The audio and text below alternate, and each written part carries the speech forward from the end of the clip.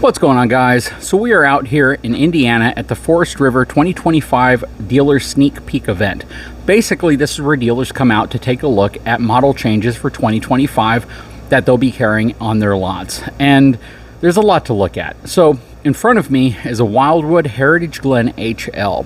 One thing that I want to point out about the Wildwood Heritage Glen in general, to me, honestly, it has to be probably one of the most evolved brands under the Forest River lineup that I have seen in a long time. Almost every year they come out with something that's kind of revolutionary for the price point that they sell for and in this category. And they're doing a lot of things right. We're going to take a look at this one today, and I think you'll see what I'm talking about. Hang tight, I'll be right back.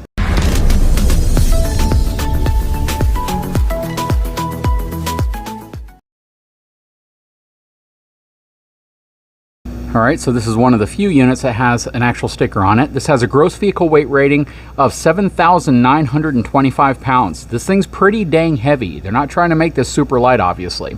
Dry weight is 6,536 pounds. It's under 30 feet long, and it has a 1,351 pound cargo capacity and rides on 15-inch D-rated tires. Now, why is this so heavy? Well, it's because the folks over at Wildwood have decided that they don't want to make the cheapest, lightest RV across their entire lineup. They are making units that are heavier because they're putting better stuff in it. Let me give you an example. Up top, that's a fiberglass roof. So that's not your typical TPO roof. It's not your typical PVC roof. It's a heavier, thicker material that is far less likely to get damaged in the event something hits it or snags it. And that is very, very unique to see because not many brands do that. And to give you an idea of another brand that just switched to doing it after the folks at Wildwood did is Riverstone. So now Riverstone uses a very similar type roof membrane and just kind of lets you know how much Wildwood has been evolving their product. On top of that, a lot of stuff here. Vacuum bonded sidewalls, block foam insulation. That's pretty standard on this type of unit. Safety glass, tinted windows. So nothing super crazy there except the fact that they're giving you whisper quiet ducted ACs. That's pretty awesome. Side mounted heat ducts so they're not coming out of the floor. That's also really nice. Nice slam latches on your storage bays. I do wish they'd go with a slightly thicker door material right here. This is a pretty thin door. But huge, huge, huge storage in here, right? And what you're seeing right there is actually the inner workings of the VersaTilt bed system. So it actually has an electric tilting bed, which I think a lot of people can appreciate. It also has a really nice textured skirting. You have scissor jacks all the way around. Has a power front tongue jack, twin 20-pound propane cans. An interesting way of mounting the batteries. Most of the time the batteries are mounted kind of horizontally, but in this case they're mounted vertically. So you have the ability, well, I guess horizontally, but in a different direction, north-south facing versus east-west. And you could probably fit 3 batteries in there because they did that. Nice fiberglass front cap as well. You have a large awning up here with LED light strip beneath it. Steel fold-out steps. This is the bedroom entrance. You have the wide stance suspension on it as well. So it spaces the axles further apart to help eliminate or reduce porpoising, which is that effect you get when you go over bumps where the trailer wants to do this feel. Basically stabilizes it a little bit more by doing that.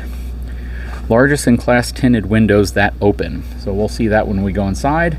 It has the King Connect antenna in here as well for Wi-Fi range extending. This is probably going to be the outside of a kitchen or some type of refrigerator. There you go, Everchill refrigerator. That's a large one too. Again, they could have put a smaller one in there and most people probably wouldn't really have noticed. You have your LP Quick Connect, so you can have a grill setup out here outside of your furnace. It has Goodyear Endurance tires plus the Lion's Head 125-year lifetime warranty, which is really nice.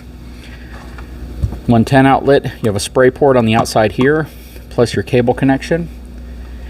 You have your Moride step above steps in the back. This is your main entrance.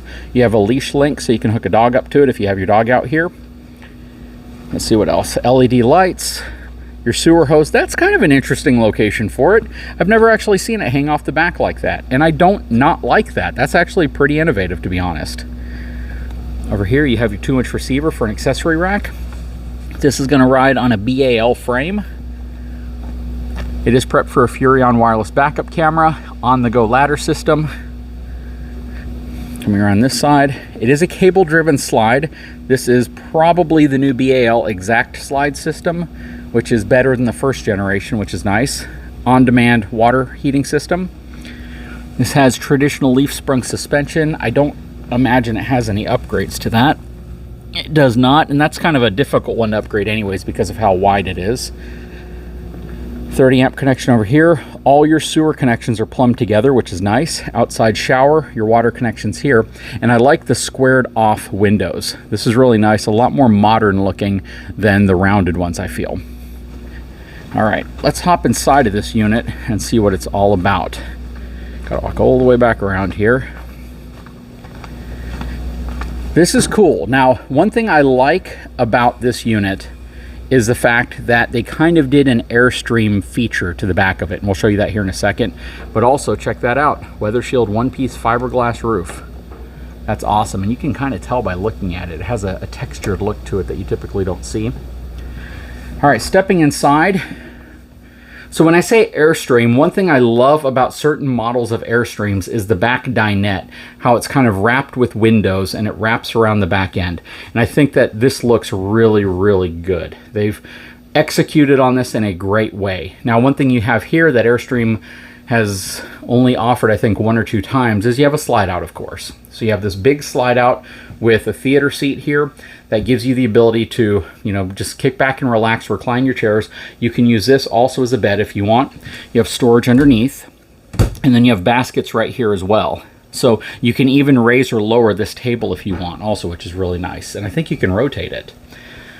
The new style windows here don't have your traditional old school valances, plus they are blackout, so you can raise and lower these to black out your windows. This is definitely an upgrade. This is not a window that's been around for a long time, and it's the same window that I believe Brinkley actually uses in their RVs. Nice struts to hold the storage cabinets open. Again, a lot of windows, really big windows, and they look very modern. You have a nice little cubby back here for storage. 12-volt Furrion refrigerator freezer. On this side, you have a very high gloss panoramic fireplace. Your smart TV is above it. You have a Coleman Mach air conditioning system right here. I don't see a second one up front, so there's only one AC in this unit. I don't know if you can opt for 2. Nice drawers, not soft closing, but not really needed, to be honest.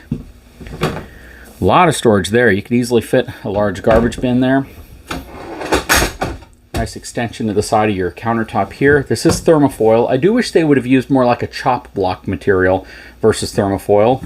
Plastic undermount sink. So you can definitely see there are some areas where they've reduced some cost, but they've given you back a lot. Like, how many of you would prefer a stainless steel sink over a fiberglass roof, as an example?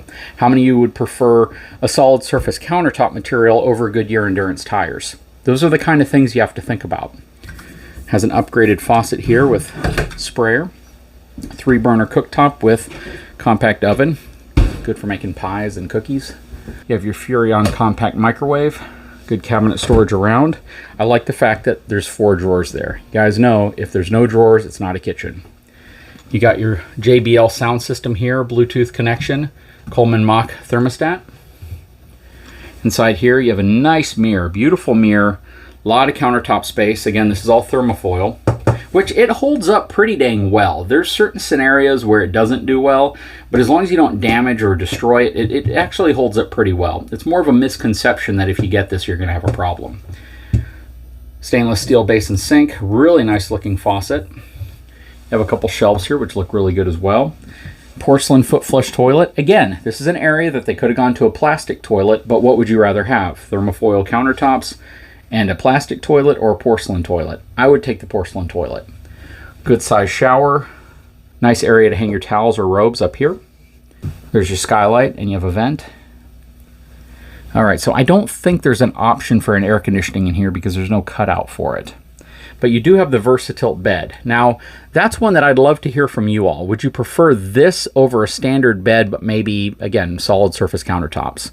What, in your opinion, is more important? Outlets on both sides of the bed. Again, more really nice windows with blackout shades.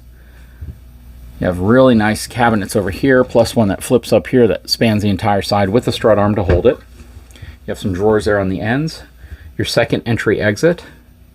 But this is really cool. What do you guys think? Leave a comment below. And please comment about the compromises that I talked about, right? Would you rather have a fiberglass roof or solid surface countertops? Would you rather have a standard bed or, you know, maybe an upgraded sink? These are things that the manufacturers want to know, because they want to know what you're willing to pay for, and if they can give you something that they feel is much, much better, but they have to take it out of something else, what are you willing to give up to get that much, much better thing? Fiberglass roof is a big one, and the fact that they're putting them on this price point of RV, I think is pretty dang awesome. Anyways, guys, leave a comment below. I would love to know your thoughts. If you haven't had a chance, please take a moment, subscribe to the channel, give me a thumbs up, and we'll talk to you again very soon.